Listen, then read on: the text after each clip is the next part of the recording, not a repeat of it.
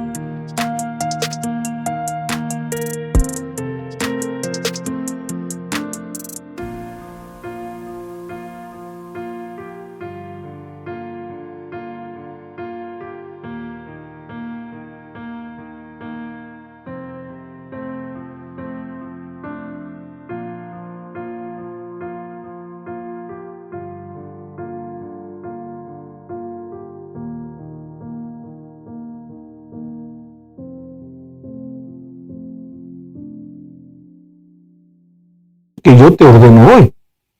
No suceda que comas y te sacies y edifiques buenas casas y las habites, cuando tus vacas y tus ovejas aumenten, la plata y el oro se te multipliquen, y todo lo que tengas se acreciente, se ensoberbezca tu corazón y te olvides de Jehová tu Dios, que te sacó de la tierra de Egipto, de la casa de servidumbre, que te hizo caminar por un desierto grande y espantoso, lleno de serpientes venenosas y de escorpiones, que en la tierra de sed y sin agua te sacó agua de la roca, del pedernal, que te sustentó con maná en el desierto, comida que tus padres no habían conocido, afligiéndote y probándote para la postre hacerte bien. Y digas en tu corazón: mi poder y la fuerza de mi mano me ha traído esta riqueza. Sino acuérdate de Jehová tu Dios, porque Él es quien te da el poder para adquirir las riquezas, a fin de confirmar el pacto que juró a tus padres, como lo dice hoy. Estos versículos, ¿sabe?, hablan del peligro de la ingratitud. Yo diría más, el peligro de la soberbia, del orgullo. Orgullo es la loca idea de pensar que lo puedes todo. Y eso no es verdad, porque tú y yo somos apenas seres humanos frágiles. Y si Dios no nos hubiese dado lo que tenemos, no tendríamos nada, no seríamos nada.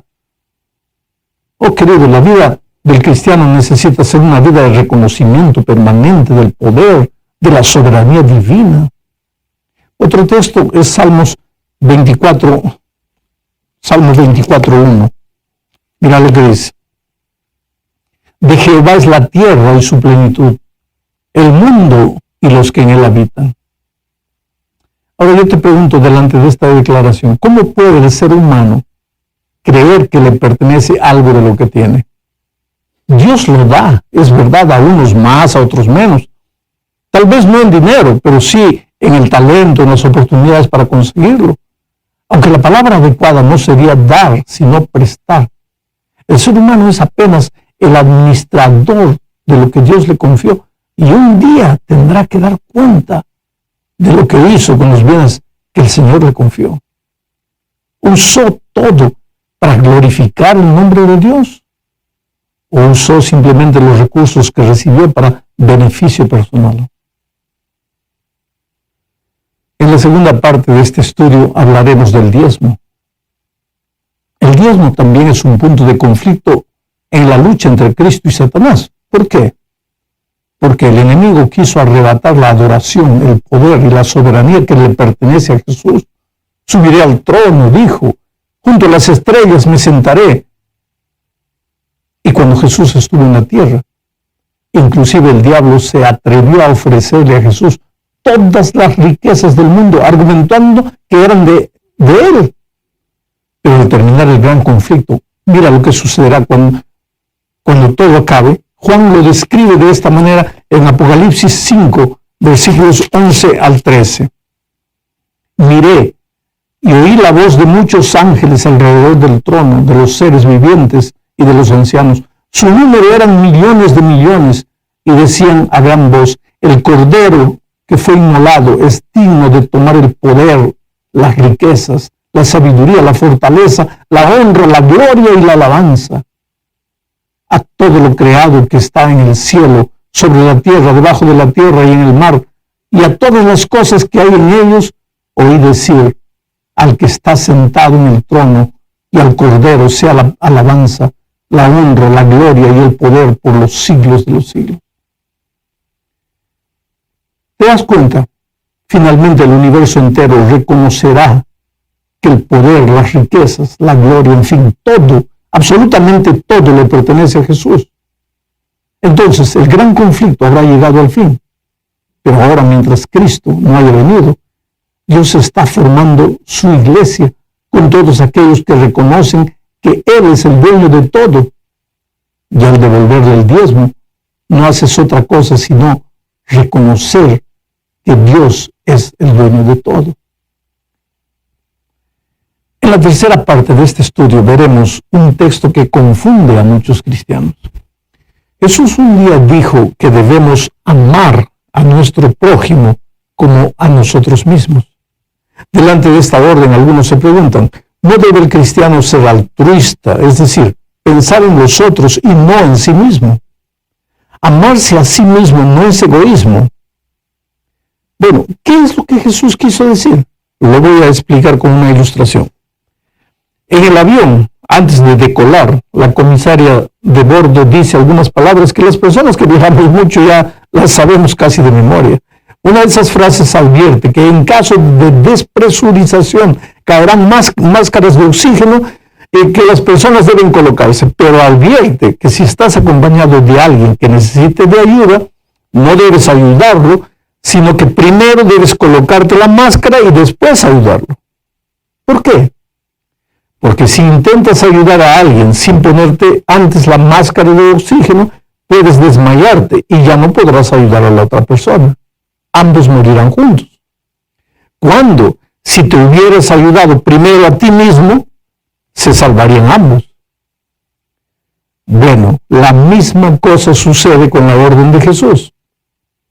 Antes de amar al prójimo, necesitas amarte a ti mismo en primer lugar. Una persona que no se ama no está en condiciones de amar a nadie. Una persona que no se ama es psicológica y emocionalmente enferma. No tiene seguridad, no tiene confianza. Entonces, ¿cómo puedes ayudar a alguien? Puedes intentarlo, pero no lo vas a lograr. Sin embargo, el cristianismo no se limita a amarse a sí mismo, sino que extiende la mano al prójimo, porque es amando que se aprende a amar. Es amando que se ama más y naturalmente se es amado.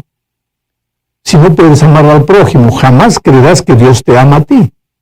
Y mira la manera como Jesús nos amó. Filipenses capítulo 2, versículos 5 al 8, dice: haya pues en vosotros este sentir, que hubo también en Cristo Jesús. Él, siendo en forma de Dios, no estimó el ser igual a Dios como cosa a que aferrarse, sino que se despojó a sí mismo, tomó la forma de siervo y se hizo semejante a los hombres. Más aún, hallándose en la condición de hombre, se humilló a sí mismo, haciéndose obediente hasta la muerte y muerte de cruz. ¿No es maravilloso? Haya en vosotros este sentir que hubo en Cristo, dice Pablo. Y escribiendo a los Gálatas dice: con Cristo estoy juntamente crucificado y vivo no ya yo, sino Cristo vive en mí. Bueno, esa es la experiencia del cristiano. Ese es el estilo de vida. Su comunión con Jesús es tan grande que los pensamientos del maestro pasan a ser los pensamientos del discípulo y los sentimientos nobles del Redentor llenan el corazón del redimido. El amor en la vida del cristiano no es fruto de su esfuerzo humano, sino de su comunión con Cristo. El cristiano no ama porque debe amar, ama porque está en Cristo y Dios es amor. El amor del cristiano no es un asunto de palabras ni apenas de música, es entrega. Muchas veces se renuncia porque Cristo vive en él. la cuarta parte de este estudio hablaremos del concepto bíblico del matrimonio. Para eso necesitamos leer Génesis capítulo 2, versículos 21 al 24. Entonces Jehová Dios hizo caer un sueño profundo sobre Adán, y mientras éste dormía tomó una de sus costillas y cerró la carne en su lugar. De la costilla que Jehová Dios tomó del hombre, hizo una mujer, y la trajo al hombre. Dijo entonces Adán: esta sí que es hueso de mis huesos y carne de mi carne. Será llamado mujer, porque del hombre fue tomada. Por tanto, dejará el hombre a su padre y a su madre, se unirá a su mujer y serán una sola carne. Ahora, querido, de estos versículos desprendemos el concepto bíblico del matrimonio. Este no es un asunto de una iglesia en particular o de cualquier simple filosofía humana. El matrimonio es la unión voluntaria de dos personas adultas de sexos diferentes en un voto de fidelidad y de amor para toda la vida. Sabes, por lo menos hay 3 peligros que el matrimonio enfrenta en nuestros días. El primero es fruto de la cultura moderna que defiende la unión de homosexuales. Yo te pregunto, ¿tienen los homosexuales el derecho de reivindicar que se los respete y se los trate como cualquier ser humano? Claro que sí. Y la iglesia debe ser la primera en defender los derechos de todo ser humano, independiente de su color, raza, posición social, filosofía de vida o religión. Pero la iglesia también tiene el derecho de enseñar lo que dice la palabra de Dios. Y la Biblia afirma lo que acabo de decir con relación al matrimonio. Matrimonio para Dios es la unión de 2 adultos de sexo diferente por mutuo consentimiento para toda la vida. El segundo peligro que el matrimonio corre es el tema, es un asunto que se está diseminando con una rapidez extraordinaria: el divorcio. La Biblia es clara, el matrimonio es para toda la vida. Ahora, ¿tiene el ser humano el derecho de divorciarse? Claro que lo tiene. El hombre puede hacer lo que él desea. Pero por lo que encontramos en la palabra de Dios, el Señor solo reconoce un matrimonio. Excepciones existen en el caso de muerte de uno de los cónyuges o en el caso de infidelidad de una de las partes. Pero, querido, excepciones son excepciones, no son la regla. Finalmente, el tercer peligro que el matrimonio enfrenta es lo que se practica en muchas culturas. Me refiero a la poligamia. El matrimonio bíblico no es entre un hombre y varias mujeres, ni entre una mujer y varios hombres, sino entre un hombre y una mujer. La cultura nunca puede estar por encima de los principios. Los principios son eternos, las culturas no. Y ahora llegamos al fin de este estudio hablando de las responsabilidades diarias que los cristianos tenemos. La vida del ser humano es una vida social. El hombre se relaciona con la familia, en casa, en el trabajo con el patrón, con el empleado, con los colegas. Se relaciona también con el gobierno, se relaciona con las otras personas. Veamos 3 de estos asuntos. El primero, la responsabilidad en el lugar del trabajo. La Biblia tiene indicaciones precisas tanto para el empleador como para el empleado. El empleador, de acuerdo con la palabra de Dios, debe ser un hombre justo y humano. El empleado debe ser responsable, productivo y puntual. Quiere decir, fuimos rescatados de las tinieblas por Jesús, entonces debemos andar como hijos de la luz. Mira lo que dice Pablo en Efesios 2, 1 al 3. Él os dio vida a vosotros cuando estabais muertos en vuestros delitos y pecados, en los cuales anduvisteis en otro tiempo siguiendo la corriente de este mundo, conforme al príncipe de las potestades del aire, el espíritu que ahora opera en los hijos de desobediencia. Entre ellos vivíamos también todos nosotros en otro tiempo, andando en los deseos de nuestra carne, haciendo la voluntad de la carne y de los pensamientos, y éramos por naturaleza hijos de ira, lo mismo que los demás. Mi amado, antes vivíamos siguiendo las corrientes de este mundo, y en el comando estaba el enemigo de Dios. Pero hoy fuimos rescatados y nuestro comportamiento no debe limitarse a la iglesia, sino también al lugar donde trabajamos. El segundo ítem que trataremos es sobre los deberes cívicos del cristiano. Leamos Romanos capítulo 13, versículos 1 al 7. Sométase toda persona a las autoridades superiores, porque no hay autoridad que no provenga de Dios, y las que hay por Dios han sido establecidas. De modo que quien se opone a la autoridad, a lo establecido por Dios, resiste. Y los que resisten acarrean condenación para sí mismos. Los magistrados no están para infundir temor al que hace el bien, sino al malo. ¿Quieres pues no temer la autoridad? Haz lo bueno y serás alabado por ella, porque está al servicio de Dios para tu bien. Pero si haces lo malo,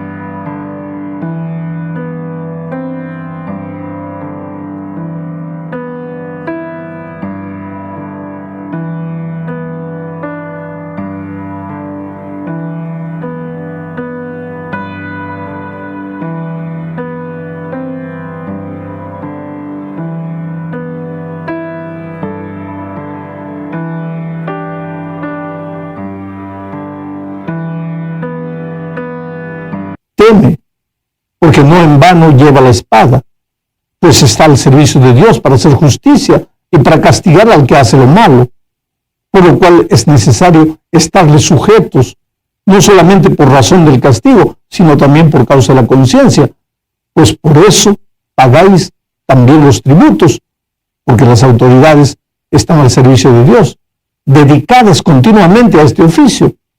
Pagad a todos lo que debéis, al que tributo, tributo, al que impuesto, impuesto, al que respeto, respeto, al que honra, honra. ¿Qué más puedo añadir? Pablo lo dijo todo. Pero entonces viene la pregunta: ¿hasta qué